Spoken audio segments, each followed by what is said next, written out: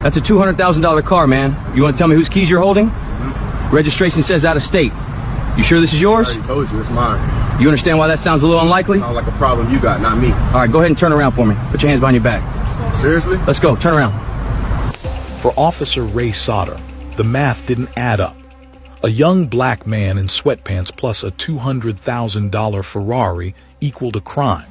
He was so sure of his calculation that he didn't just ask questions. He slapped on handcuffs. But he was about to learn that prejudice is a terrible calculator, and that his own body camera was recording a mistake that would cost him his badge. What you just saw was racial profiling in its purest form.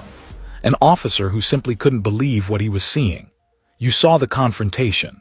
Now, we're going to tell you the full story and reveal the moment this officer's arrogance collided with the cold, hard truth of a vehicle registration.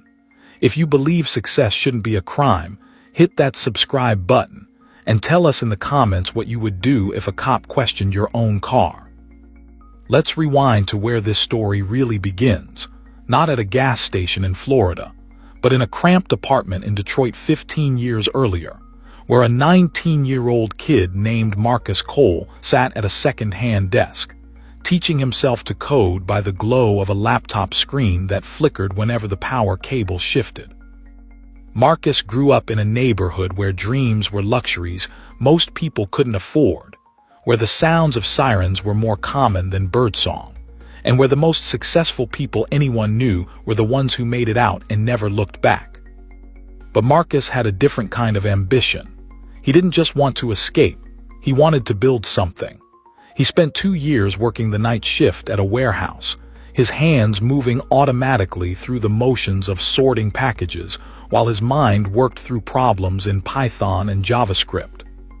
He slept 4 hours a night, sometimes less, fueled by gas station coffee and the stubborn belief that if he just worked hard enough, smart enough, relentlessly enough, he could create a life that looked nothing like the one he'd been born into.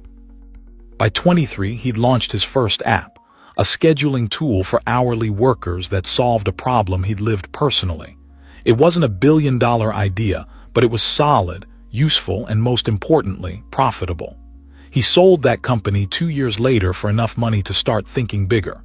The next venture was in fintech, helping gig workers access their earnings instantly instead of waiting for payday.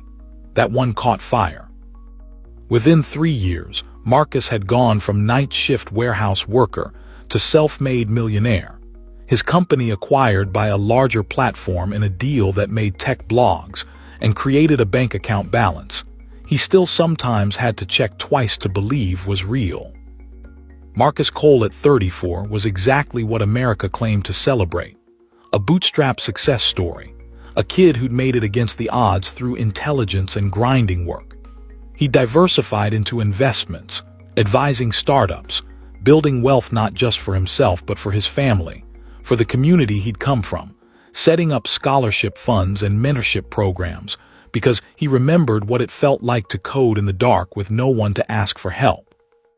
And yes, he bought himself a Ferrari, a red F8 Tributo, to be specific, with a V8 engine that produced 710 horsepower and a price tag that would have been incomprehensible to that 19-year-old version of himself.